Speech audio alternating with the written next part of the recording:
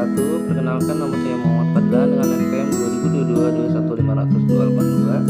Pada kesempatan yang kali ini saya akan menjelaskan mengenai demokrasi, kepemimpinan, dan penegakan hukum dalam perspektif Islam.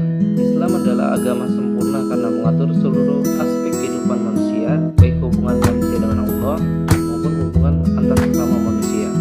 Dalam kehidupan bermasyarakat dan bernegara, Islam juga memberikan pedoman mengenai bagaimana sistem pemerintahan dijalankan, bagaimana seorang pemimpin seharusnya bertindak, dan bagaimana hukum ditegakkan secara adil. Oleh karena itu, pembahasan mengenai demokrasi, kepemimpinan, dan penegakan hukum sangat penting untuk dipahami oleh umat Islam. Pembahasan pertama yaitu demokrasi dan dalam perspektif Islam. Secara umum, demokrasi adalah sistem pemerintahan yang memberikan kekuasaan kepada rakyat untuk berpartisipasi dalam pengambilan keputusan, baik secara langsung maupun melalui wakil yang dipilih. Dalam Islam, istilah demokrasi memang tidak disebutkan secara eksplisit, namun nilai-nilai yang mendukung demokrasi terdapat dalam konsep syura atau musyawarah. Allah berfirman dalam surat Asy-Syura, sedangkan urusan mereka diputuskan dengan musyawarah di antara mereka. Quran Surat Asy-Syura ayat 38. Ayat ini menunjukkan bahwa Islam mengajarkan pentingnya musyawarah dalam menyelesaikan urusan bersama. Selain itu, Allah juga berfirman dalam surat Ali Imran, dan bermusyawarahlah dengan mereka dalam urusan itu. Quran Ali Imran ayat 159. Berdasarkan ayat tersebut, terdapat beberapa prinsip demokrasi dalam Islam. Yang pertama yaitu musyawarah. Segala keputusan penting sebaiknya diambil melalui diskusi bersama agar tercapai keputusan terbaik. Yang kedua, keadilan. Islam menekankan bahwa setiap keputusan harus berlandaskan keadilan dan tidak merugikan pihak lain. Yang ketiga, persamaan hak. Semua manusia memiliki kedudukan yang sama di hadapan Allah kecuali ketakwaannya. Allah berfirman dalam surat Al-Hujurat yang berbunyi, sesungguhnya yang paling mulia di antara kamu di sisi Allah ialah orang yang bertakwa. Quran surat Al-Hujurat ayat 13. Namun demokrasi dalam Islam memiliki batas. Kebebasan berpendapat tetap harus berada dalam koridor syariat dan moral Islam. Pembahasan kedua yaitu kepemimpinan dalam perspektif Islam. Dalam Islam, kepemimpinan merupakan amanah besar yang harus dipertanggungjawabkan di dunia dan di akhirat. Seorang pemimpin tidak hanya memiliki kekuasaan, tetapi juga tanggung jawab besar terhadap rakyat yang dipimpinnya. Allah berfirman dalam surat An-Nisa yang berbunyi, sesungguhnya Allah menyuruh kamu menyampaikan amanat kepada yang berhak menerimanya. Quran surat An-Nisa ayat 58. Ayat ini menjelaskan bahwa kepemimpinan adalah amanah yang wajib dijalankan dengan tanggung jawab. Rasulullah juga mengatakan, setiap kalian adalah pemimpin dan setiap pemimpin akan dimintai pertanggungjawaban atas apa yang dipimpinnya. Hadis riwayat Muhammad Al-Bukhari dan Muslim. Dalam Islam, pemimpin ideal memiliki beberapa sifat utama. Yang pertama, amanah, jujur dan dapat dipercaya. Kedua, adil, memperlakukan semua orang secara setara. Ketiga, bijaksana, mampu mengambil keputusan dengan pertimbangan matang.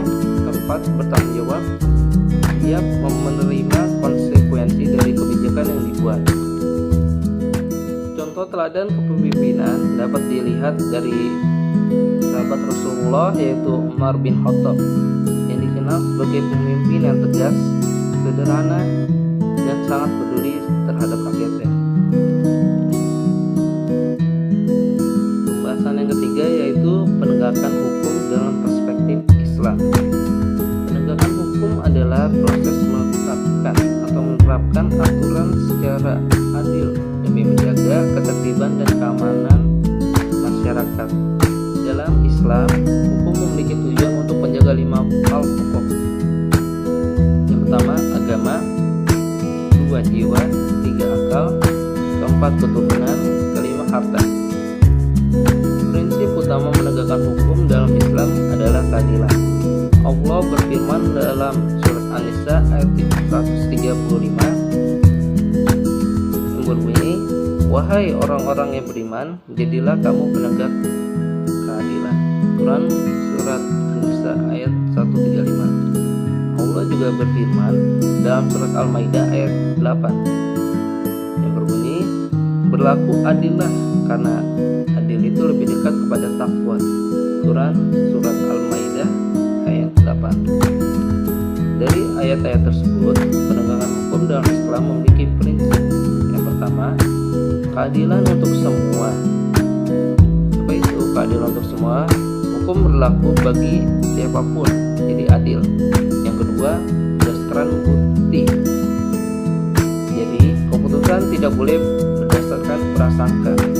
Yang ketiga, tidak diskriminatif.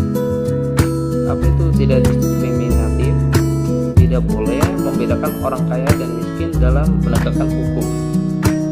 Rasulullah SAW bersabda, "Seandainya Fatimah binti Muhammad mencuri, niscaya aku sendiri yang akan memotong tangannya."